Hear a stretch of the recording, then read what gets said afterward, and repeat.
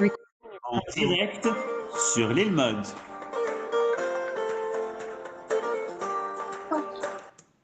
Shalom à toutes et à tous. On est content d'être après Tisha B'Av, d'avoir passé ces moments difficiles. Malheureusement, le Beth Amikdash n'est pas encore construit. Bezrat Hashem dans les minutes, les heures à venir. Et pour le moment, on a le plaisir de retrouver le Rav Yehuda Ben Isha de la communauté des Mouna Shlema. C'est bien sûr Parashat Vaïtrana, une parashat très très riche, très importante. Les 10 commandements, entre autres, la Kriyat Shema. Et le thème, je pense que le thème que le Rav a choisi est lié avec Tisha B'Av, puisque le titre est Console-toi, mon peuple. Et je rappelle que vous pouvez bien sûr faire une acte d'achat comme ça a été fait cette semaine. Bechavadara. Toda rabba, shalom à tous et à toutes. Effectivement, à la fin de ces 3 semaines difficiles, et on espère que maintenant tout va changer pour le bien, Bezrat Hashem. Et comme Aaron vient de nous le dire, ce cours, il a été dédié par David Assouline en souvenir de sa bar mitzvah. Donc c'est une bonne raison et une bonne chose. Il a inauguré quelque chose de nouveau. On peut dédier le cours pour des heureux événements. C'est exactement ce qu'il a voulu faire d'ailleurs. Il m'a dit, il n'y a aucune raison de consacrer des cours seulement à la mémoire d'eux. On peut consacrer des cours pour des fêtes aussi. Alors, il a parfaitement raison. Et voilà, c'est lui qui commence. Alors, on lui dit grand Mazal Tov à David Assouli, notre ami fidèle, qui suit nos cours et qui est toujours présent pour la paracha de sa bar mitzvah, la paracha de Vaïtranan. Alors, l'introduction de Aaron est exactement ce qu'il fallait. Nous allons aborder une paracha très, très particulière dont nous allons maintenant parler, la paracha de Vaïtranan. Par définition, la paracha de Vaïtranan est la paracha qui suit Tisha B'Av, obligatoire. C'est la paracha d'un Shabbat qui s'appelle Shabbat Nahamu, au nom de la Haftara, Nahamu, Nahamu, Ami, consolez, consolez notre peuple. Mon peuple, dit Akadosh Baruch Hu. On a une mitzvah qui a été donnée au prophète de consoler le peuple d'Israël. Alors on va voir comment cette paracha, la paracha de Vaïtranan, est une paracha de consolation. Et on va commencer effectivement par ce qui a été dit tout de suite à l'entrée en introduction de notre cours, c'est que dans notre paracha, nous avons le Shema Israël. Et ce n'est pas une petite chose. Shema Israël, c'est l'acte de foi du peuple d'Israël depuis toujours. Depuis toujours, c'est depuis quand? Eh bien, d'après nos sages, et c'est ramené par Maïmonide dans le Mishneh Torah, c'est depuis Yaakov Avinu. Et vous allez vous rendre compte combien cette paracha de Shema Israël est d'actualité. Yaakov, après avoir mis naissance à tous ses enfants, donc aux 12 tribus, se prépare à quitter son peuple, exactement comme Moshe, dans le livre de Dvarim, se prépare à quitter le peuple d'Israël. Il a fait avec eux la traversée du désert. Yaakov a tout mis en place. Mais cette fois-ci, il s'agit de Yaakov qui est arrivé en Égypte et qui sait parfaitement ce que son peuple va traverser. Et il demande à ses enfants, tous, de se réunir autour de lui pour les dernières minutes de sa vie sur terre avec eux. Et il leur fait part d'une crainte. Juste avant de les quitter, Yaakov émet une crainte. La crainte est de savoir, est-ce que tous ces enfants, 12, il s'agit des 12 tribus, vont suivre sa route, son chemin? Est-ce qu'ils vont être à même de continuer le chemin de leurs ancêtres? De Abraham, Ishmaël a été éliminé, de Yitzhak et de Yaakov, Esav est éliminé aussi. Est-ce que cette fois-ci, les 12 vont être capables de rester unis autour d'une même foi, d'une même identité, d'une même fidélité? Et je vais expliquer pourquoi Yaakov Avinu a cette crainte. Il est beaucoup plus facile d'assurer un avenir, son propre avenir, quand ça ne dépend que de toi. Le grand problème qui se pose, jusqu'à présent, on avait à chaque fois un qui a été choisi. Abraham a été choisi de toute sa famille pour faire apparaître sur terre la foi en un Dieu unique. Ishmaël a été choisi d'entre deux pour continuer la voie de son père Abraham. Yaakov a été choisi d'entre deux, les deux frères jumeaux, pour continuer la voie de son grand-père et de son père. Mais là, Yaakov voit qu'il y a un défi. Le défi, il est grand parce qu'il s'agit de 12 identités qui semblent différentes. 12 tribus. Est-ce que les 12 seront capables de maintenir l'unité? 12 personnes qui seraient rattachées à une seule et une même foi, c'est un défi qui n'est pas facile à relever. Et Yaakov en est conscient. Est-ce que les 12 vont rester un? Et il émet cette crainte juste avant de les quitter, bien qu'il a tout fait pour cela, et que de graves crises ont déjà été surmontées. On se rappelle tous, évidemment, de la tension qui existait entre les enfants de Léa et de Rachel, de la tension qui existait entre Yosef et ses frères. Tout ça a été surmonté. Mais Yaakov était là. Yaakov est la force de l'unité du peuple d'Israël. Mais maintenant, il va partir et il va laisser ses enfants à leur propre responsabilité. Est-ce qu'ils ont trouvé le dénominateur commun? Est-ce qu'ils vont rester attachés l'un à l'autre, l'un pour l'autre, malgré les différences évidemment qui se manifestent toujours entre des hommes, surtout de la grandeur des fils de Yaakov. Alors, à ce moment-là, les enfants de Yaakov comprennent très bien ce que leur père attend d'eux. Et ils vont émettre une déclaration de foi. Shema Israël. Israël, c'est leur père. Adonai Elohenu, Adonai Echad.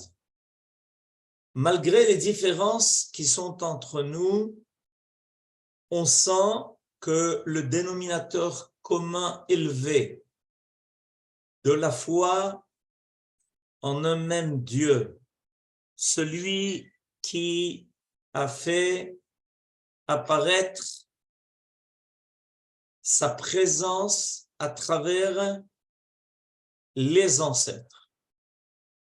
À travers Abraham et Sarah, Yitzhak et Rivka, Yaakov, Rachel, Léa, Bila et Zilpa, nous sommes fondamentalement attachés à un dénominateur commun élevé. Et pourquoi est-ce que Moshe va rappeler, pourquoi est-ce qu'il va rappeler cette déclaration de foi à la fin de la Torah? Pourquoi est-ce que ça n'a pas été rappelé auparavant? Pourquoi est-ce qu'on n'a pas entendu Shema Israël déjà au Sinaï? Pourquoi est-ce qu'on n'a pas entendu Shema Israël pendant les 40 ans dans le désert? Pourquoi est-ce qu'il faut attendre la paracha de Vaetranan, qui est presque la fin de la Torah, pour entendre ce que les enfants de Yaakov lui avaient dit? Parce que, en réalité, Moshe Rabbeinu vient nous apprendre quelque chose d'important. Regardez tout ce qu'on a passé, regardez tout ce qu'on a traversé, regardez toutes les étapes qu'on a eues dans le désert, regardez combien de nisyonotes, d'épreuves, d'obstacles. Comment, depuis l'histoire de Yaakov, combien de choses nous sont arrivées. On est descendu en exil, on était en Égypte, on était asservis. En général, les esclaves ne sentent pas quelque chose qui les unit. On est sorti d'Égypte, on a traversé le désert, on a eu beaucoup d'épisodes. On a eu des querelles graves. Rappelons-nous la querelle de Korach, par exemple. On a traversé des échecs tels que le veau d'or, la faute des explorateurs. Et à la fin de tout cela, je vous rappelle cette déclaration de foi des enfants de Yaakov. Quoi qu'il arrive, quoi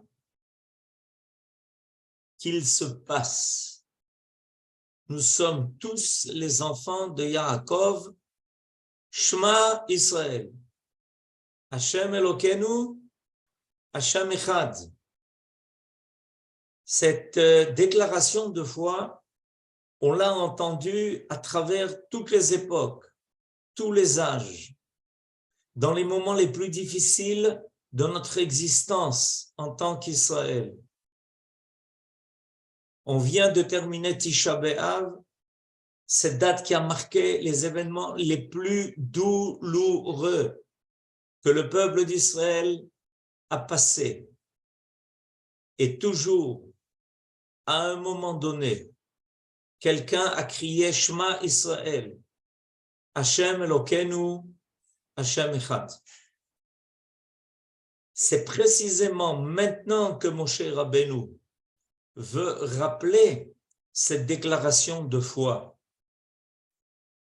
À la fin du désert, beaucoup de questions auraient pu préoccuper cette génération qui va rentrer en Eretz Israël. Cette génération qui n'est plus celle qui est sortie d'Égypte, qui n'est plus celle qui a reçu la Torah au Sinaï. Les générations précédentes, malheureusement, sont disparues dans le désert des nations, dit le prophète. Et voilà que maintenant, la responsabilité va être endossée précisément par ceux qui vont rentrer en Eretz Israël. Et voilà que Moshe Rabbeinu trouve nécessaire aussi de rappeler les 10 commandements, les 10 paroles Aseret Adibrot. Tout à fait surprenant. Dans notre paracha, on va trouver les Aseret Adibrot, celles qu'on a entendues 50 jours après être sortis d'Égypte, clamées d'une voix céleste à tout Israël au Sinaï, et Moshe Rabbeinu leur rappelle qu'ils ont été choisis par Dieu pour être l'écho de ces Aseret Adibrot.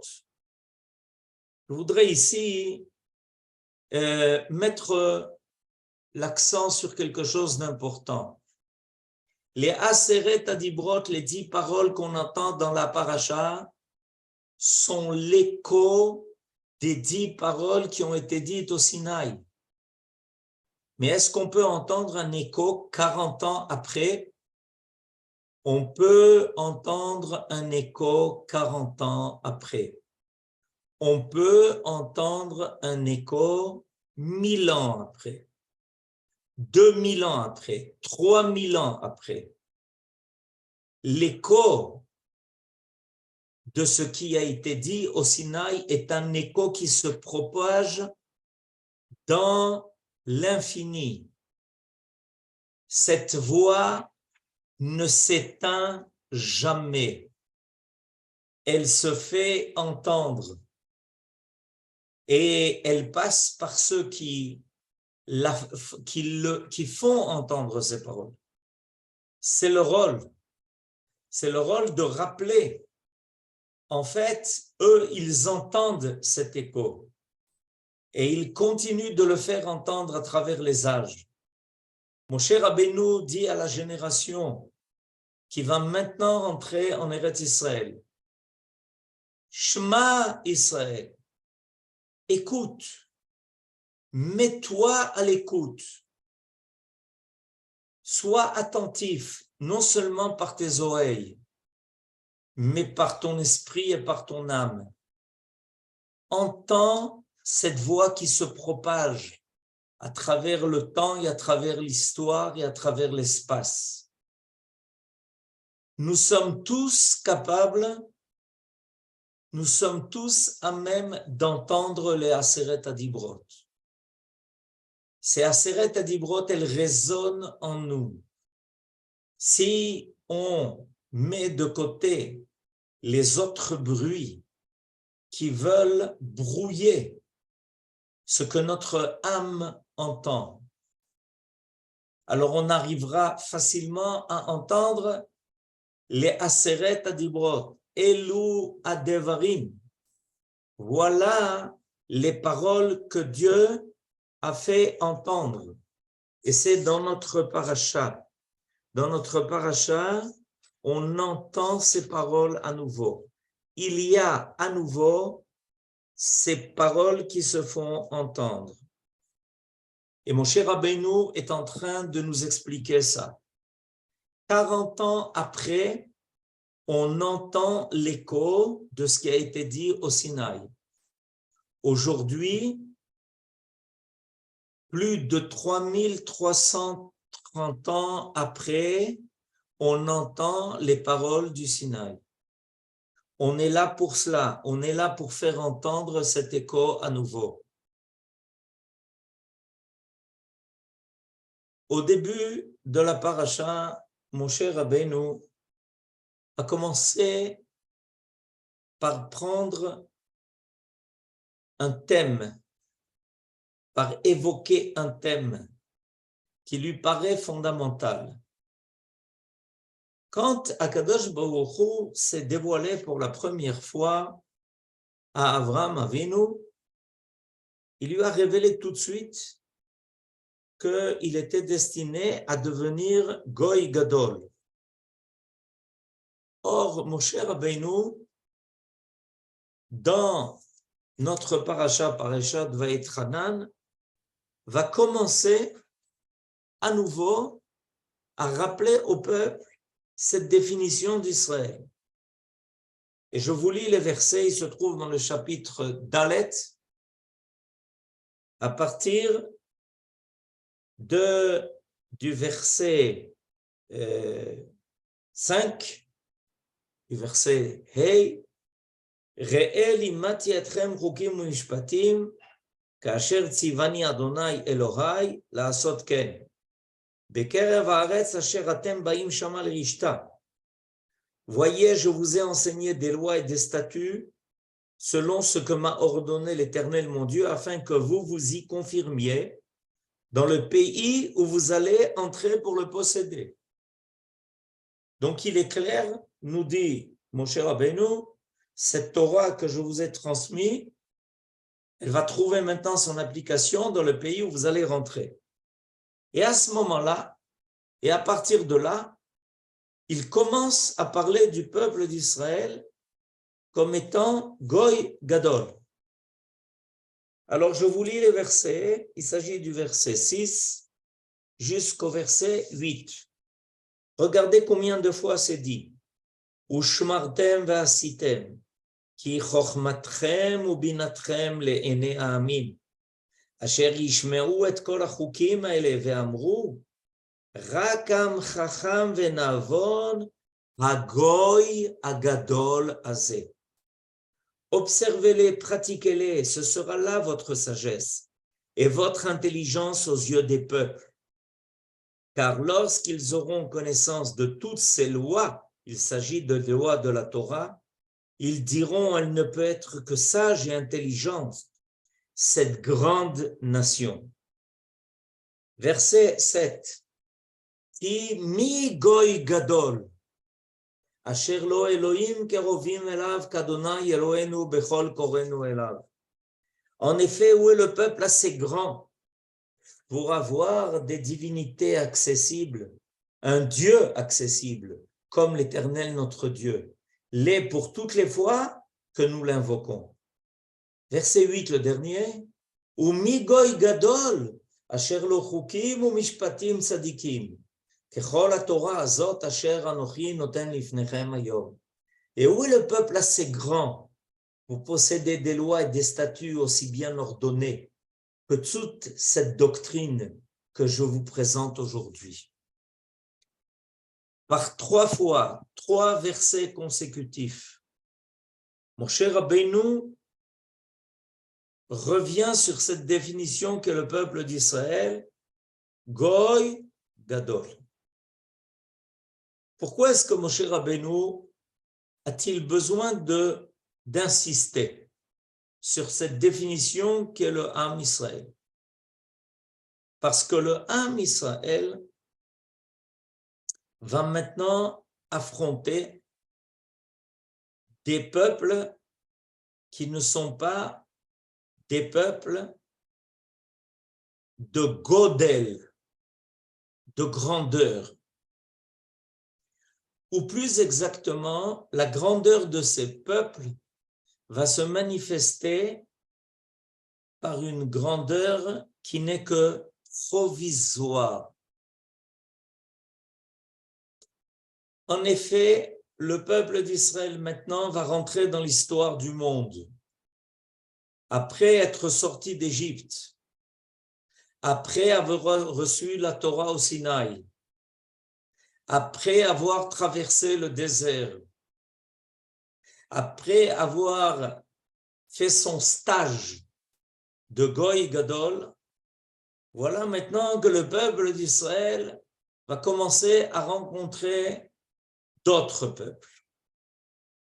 Et quel est le problème qui va se créer dans cette rencontre? C'est que, en fait, il y a une aspiration des nations à elles aussi être un grand peuple, un grand empire, une grande puissance. Voilà ce que l'on va trouver chez les autres nations. Seulement, cette grandeur, cette magnificence, cette puissance, ils vont essayer de l'obtenir par des moyens qui ne sont que terrestres, des moyens passagers. Et on va à ce moment-là constater une loi dans l'histoire des empires et des nations. On arrive à un fait, on arrive à une cime, on arrive à un sommet, on arrive à une apothéose de leur histoire, et à ce moment-là, par une loi immuable, toutes les nations, tous les peuples vont voir leur déclin.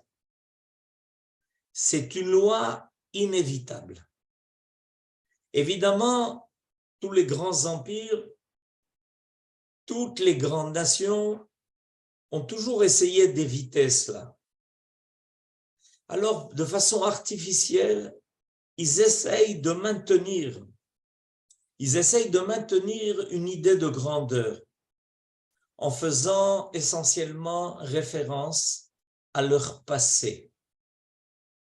Leur gloire est une gloire qui est une gloire du passé. Mais à un moment donné, cette loi immuable, où après avoir connu grandeur, il y a décadence, cette loi ne pardonne à aucun autre peuple. Et alors le peuple d'Israël va rencontrer cette loi-là. Et il va se poser une question, nous disent nos sages dans le Midrash. Est-ce que nous qui avons été définis comme Goy Gadol, allons pouvoir éviter cette loi-là? Est-ce que nous allons échapper à cette définition? Est-ce que nous sommes destinés à être Gadol depuis le début jusqu'à la non-fin? Voilà la crainte profonde qui est sous-entendue dans l'histoire d'Israël. Et à chaque fois que le peuple d'Israël a connu une destruction du premier temple, du deuxième temple, un exil après l'entrée en Eretz Israël, l'exil de la destruction du premier temple, l'exil de la destruction du deuxième temple. Il y a dans le peuple eu des mouvements qui ont laissé entendre qu'on n'échappait pas à la loi des nations. Que nous aussi, nous étions un peuple de grandeur et décadence. Un peuple de réussite, mais d'échec. Que nous n'avions plus rien à donner aux nations. Et que notre histoire se calquait sur l'histoire des nations. Cette crainte, ce frémissement, on le sent, on l'a senti et on le vit. Ce sentiment que le peuple d'Israël qui porte quelque chose de tellement extraordinaire en lui arrive à un moment donné qui est un moment de fatigue, un moment d'arrêt. Il est capable d'arriver à des sommets, mais une fois qu'il arrive à un sommet, lui aussi tombe. Et évidemment, cette loi, on la connaît chez les autres, et on se demande sérieusement si on ne va pas la connaître aussi. Il y a un midrash extraordinaire et terrible où Rabban Yochanan ben Zakkai, dans Jérusalem assiégée, voit la population mourir de faim et il rencontre là-bas une jeune femme qui n'a rien pour se couvrir, si ce n'est ses propres cheveux, qui n'a rien à manger, si ce n'est ce qu'elle arrive à trouver dans les détritus qui sont déposés par les bêtes qui restent encore vivantes dans Jérusalem qui est assiégée. Et Rabbi Yochanan ben Zakkai rencontre cette jeune femme et elle lui dit hey, « Tu te rappelles, c'est toi qui m'avais marié. Regarde aujourd'hui où on est arrivé. » Et Rabbi Yochanan ben Zakkai, tout d'un coup, réalise que c'est lui qui avait fait ce mariage, le mariage de cette jeune femme, et que sa ktouba était de la somme de 1 million de pièces d'or. On n'arrive même pas à imaginer la valeur de ce trésor. Et il la voit maintenant chercher dans les détritus, les déchets, les excréments de cet âne de quoi manger. Évidemment, où on était et qu'est-ce qu'on est devenu. Mais Akadosh Baruch Hu nous a prouvé à travers l'histoire que notre histoire est une vague.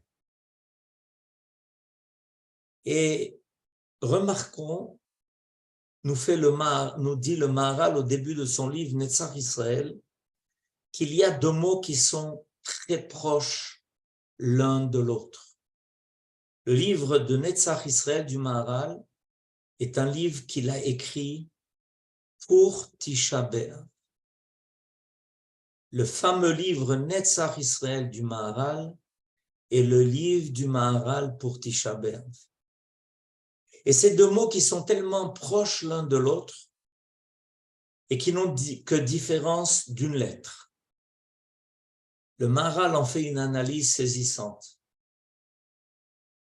Il s'agit du mot galo, gimel, lamed, hei, qui est la racine du mot galout. Et le deuxième mot est le mot gaal, qui veut dire délivrer. Gimel, aleph, lamed. La différence, c'est que le mot galo a rajouté au mot gal, qui veut dire la vague, la lettre E, qui signifie les quatre coins de la terre, une dispersion totale, l'exil, l'éclatement du peuple d'Israël. Et le mot Gaal est le même mot que le mot Gal, avec un aleph entre les deux lettres de Gal. Pour nous dire, sache une chose, celui qui a pris la responsabilité d'exiler ce peuple a pris aussi la responsabilité de le ramener, réunifier. Nous connaissons beaucoup de vagues dans notre histoire. Et précisément, l'expérience de ces vagues nous a été donnée pour nous enseigner et nous faire remarquer que bien qu'il y a eu une chute, il y a toujours eu une remontée. Évidemment, il y aura toujours quelqu'un qui, pour dire « Tov », c'est ce qui s'est passé dans le passé. Mais est-ce que ça arrivera dans le futur? C'est exactement ce que Moshe Rabbeinu a voulu enseigner dans notre paracha. Il a voulu enseigner dans notre paracha que malgré la chose terrible qui nous est arrivée, que la génération qui a connu l'exil, qui est sortie d'Égypte, qui a entendu la Torah et qui n'est pas rentrée en Eretz Israël, là ne s'est pas terminée l'histoire du peuple d'Israël. Et la génération qui vient sera capable de reprendre l'histoire exactement de là où elle s'était arrêtée. Elle va entendre de Moshe Rabbeinu à nouveau les 10 paroles. Elle va entendre de Moshe Rabbeinu à nouveau la déclaration de foi des enfants de Yaakov à Yaakov. Shema Israël, Hashem Elokeinu, Hashem Echad. Mais comment vous, la génération qui n'a pas connu tout ça, qui n'a pas connu les ancêtres, qui n'a pas vu ces miracles, qui vient de terminer de traverser le désert, alors que vous étiez tout jeune quand on est sorti d'Égypte, Est-ce que vous adhérez encore?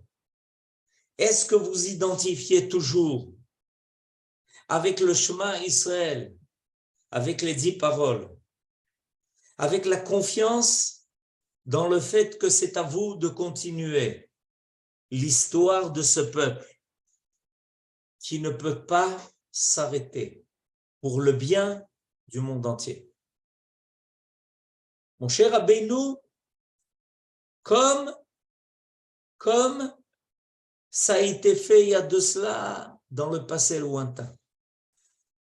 Rappelle à ceux qui se préparent maintenant à traverser le Jourdain qu'ils sont ceux qui vont continuer la course au relais. Et le peuple d'Israël déclare à Moshe Rabbeinu qu'il n'a pas de crainte, qu'il va assumer cette responsabilité, qu'il va continuer, qu'il y aura sûrement encore des difficultés à traverser, mais que tout ça n'a pas pu être fait gratuitement. Et que précisément, de l'expérience de notre histoire, où après chaque échec on s'est relevé, on peut être sûr que même si on rencontre des échecs, on s'en relèvera. Et ça, c'est la grande leçon de Tisha B'Av. On a passé cette année, l'année 1955 ans depuis la destruction du deuxième temple. 1955 ans. Qui aurait pu imaginer, qui aurait pu croire que le peuple d'Israël se souviendrait de sa grandeur, de son temple, du temps où il accourait à Yerushalayim pour rencontrer son Dieu.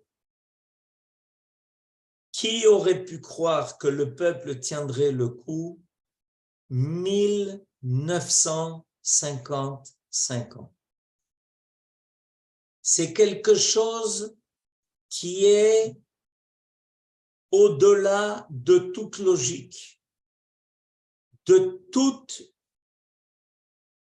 science. Et voilà qu'on s'est retrouvé cette année. On a passé Tisha B'Av et que maintenant, on se prépare à la possibilité que ce Tisha B'Av a été peut-être notre dernier jour de deuil, parce qu'on a envie à nouveau de redevenir le Goy Gadol que l'on était, et que surtout, on a appris à ne pas calquer notre histoire sur l'histoire des autres peuples, empires et nations qui ont connu tous grandeur et décadence.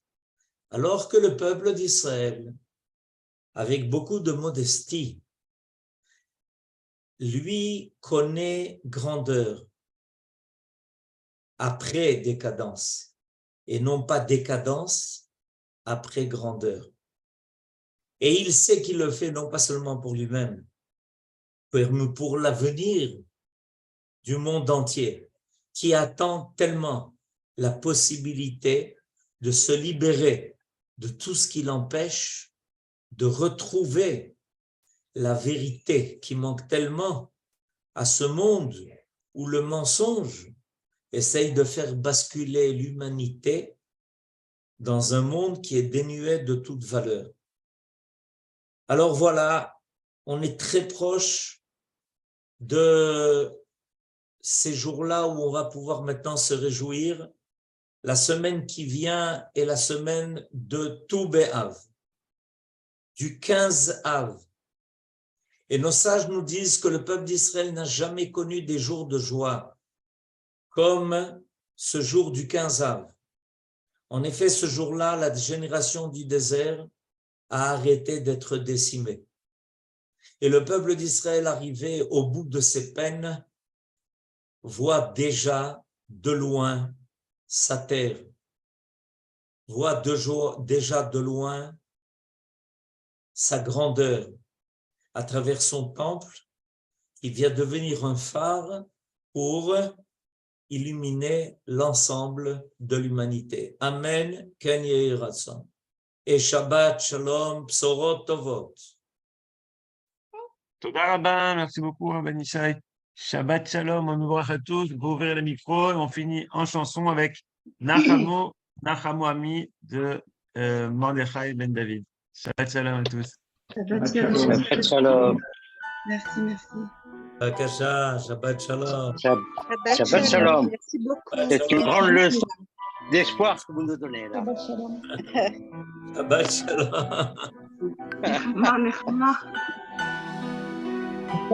Shabbat Shalom.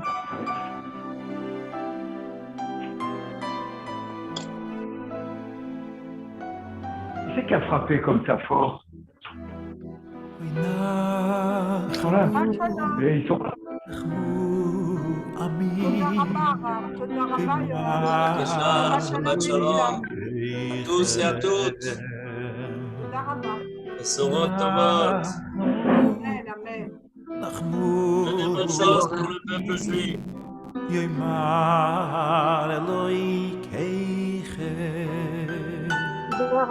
Shabbat Shalom. Vekiru